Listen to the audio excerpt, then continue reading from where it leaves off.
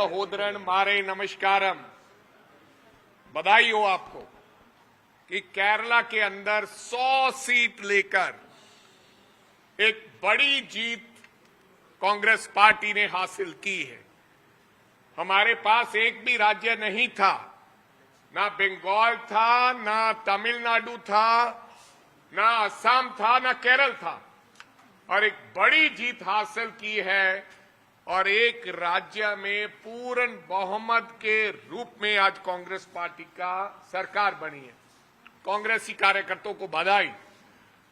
दूसरा, मैं ये कहना चाहूंगा कि जिस प्रकार से बंगाल की बात अगर आप करें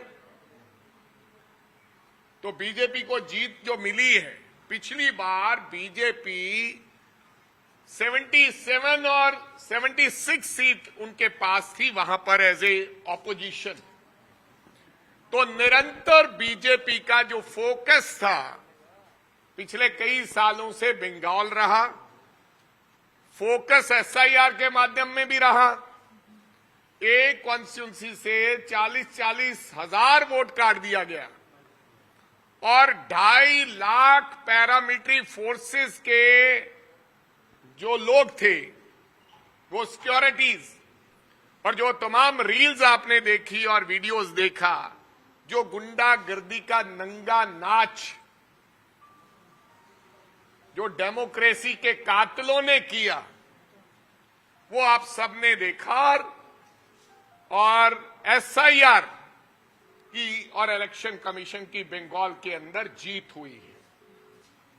असम के अंदर डिलिमिटेशन में जिस तरीके से पूरे राज्य को काट डाला, किसी कॉन्स्टिट्यूंसी इधर कर दी, इधर कर दिया, जहां लगता था, मान लीजिए कि लुधियाना सीट थी, जैसे जहां होशियारपुर सीट है, जहां लगता था कि बीजेपी कमजोर थी, वो काट दिए गए इलाके, किसी के साथ और जोड़ दिए गए। तो ऐसा कर कर बंगाल के अंदर भी बीजेपी ने, पिछली बार भी उनका राज्य था, इस बार भी बना। तो हमारे लिए बड़ी बात यह है कि हम केरल में वापस आए हैं और ये एक बहुत बड़ी जीत है। एक राज्य की बढ़ोतरी और कांग्रेस के खाते में गई है। तो हमें इस बात को भूलना नहीं चाहिए। और राहुल गांधी, प्रियंका गांधी स्वयं रूप से भी केरला से लड़े हैं और ये एक बड़ी जीत है हमारे लिए। तो मेरे को लगता है आने वाले दिनों में जो जिस प्रकार से देश के हालात हैं कि चुनाव के माध्यम से ही केंद्र सरकार रिएक्ट करती है जहां चुनाव होता है।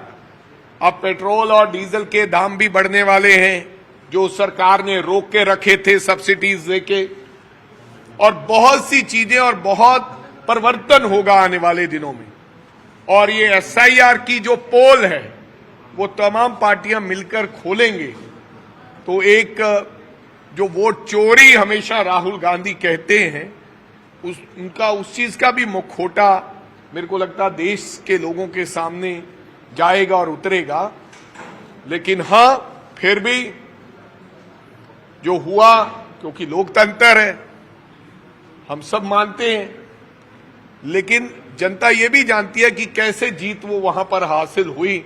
लेकिन इन तमाम चीजों के बावजूद भी कांग्रेस पार्टी केरल में सरकार बनाई है। मैं इस बात की बधाई। बीजेपी बोल रही है कि अब बंगाल के बाद पंजाब की बारी। अरे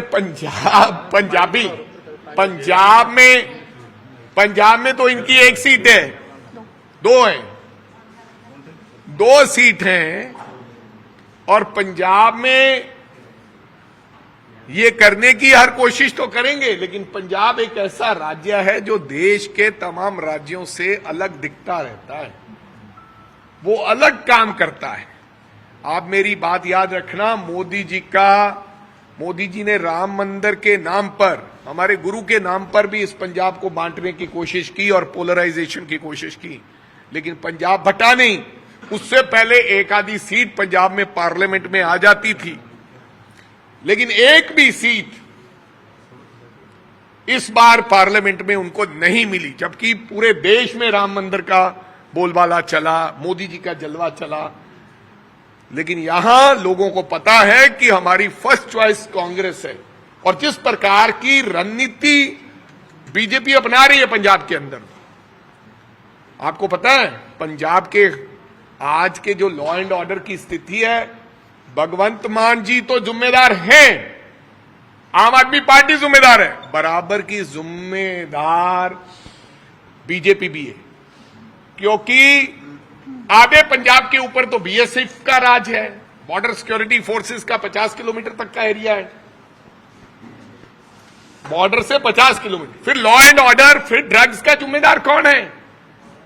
बाबा साहब अंबेडकर की स्टैचू पर बार बार हमला करना, ये तो आतंकवाद के समय में भी नहीं हुआ। कौन करवा रहा है?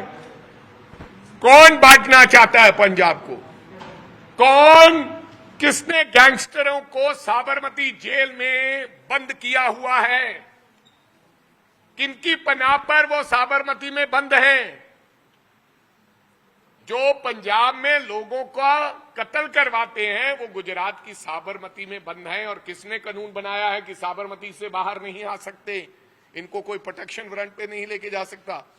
जनता सब जानती है। उसकी सजा, बीजेपी के गुनाहों की सजा किसान भी देगा और पंजाब की आम जनता भी देगी और पंजाब के लोग, क्योंकि यहां एक विरासत है, हमारा एकता, हमारे को बांटा नहीं जा सकता। सो यहां बीजेपी का कुछ चलने वाला नहीं। कल सीएम जा रहे हैं सारे एमएलए के साथ राष्ट्रपति को मिलने, राष्ट्रपति को क्या कहेंगे? कौन सीएम? पंजाब सीएम सारे एमएलए के साथ। तो राष्ट्रपति जी क्या खाने पे बुलाया इनको जा रहे हैं? 7 राज्यसभा जो उनके बीजेपी में गए उसको लेकर हो जाए। पता नहीं क्यों जा रहे हैं, ये तो सीएम साहब से पूछो। लेकिन मैं ये कहना चाहता हूं, सीएम साहब वो आपके थे ही नहीं यार, कमर्शियल लोग बुलाए थे आपने। और आपने कैसे बुलाए हैं, बनाए हैं, बता दीजिए। आप गुरुद्वारा चलिए हरमंदिर साहब, आपको जो पता है बता दीजिए क्यों बनाया, किस मेरिट पे बनाया आपने? क्या उनके पास वोट थी? क्या वो समाज सेवी थे के पैसे वाले लोग थे? कहां कहां पर वो पैसे वाले लोग आपकी सरकार में काम आए वो बता दो। एक मिनट, फिर आप हरमंदिर साहब जाना है यार। हरमंदिर साहब क्यों वहां राष्ट्रपति के पास जाना है यार? चलो पहले यार कमर्शियल लोग थे, पहले आपने यूज कर लिया उनको, जेबें उनकी बड़ी थी, पहले आपने उनको इस्तेमाल किया, अब बीजेपी इस्तेमाल करेगी। कमर्शियल लोगों का क्या होता है? ਵੜਿੰਗ ਸਾਹਿਬ ਰਵਨੀਤ ਬਿੱਟੂ ਕਹਿ ਰਹੇ ਨੇ ਕਿ 2027 ਦੀ ਚੋਣਾਂ ਮੈਨੂੰ ਲੜਾਈ ਜਾਵੇ, ਮੈਂ ਪਾਰਟੀ ਨੂੰ ਕਵਾਂਗਾ ਤੇ ਬੰਗਾਲ ਦੇ ਵਿੱਚ ਵੀ अच्छा यार बिट्टू भाई, मेरा एक बार मैं दूसरी बार लड़ा हूं, पहले यूथ कांग्रेस का चुनाव लड़ा उसके साथ, अब मैं ये लड़ा पार्लियामेंट का।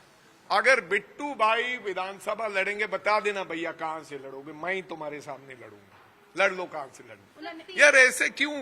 2027 में आप तो पहले तय कर लो। जाखड़ कह रहा है मैं मुख्यमंत्री बनूंगा, अश्विनी कुमार कह रहा है मैं बनूंगा, बिट्टू कह रहा है मैं बनूंगा, और ये 3-4 और हैं वो कहते हैं हम बनेंगे।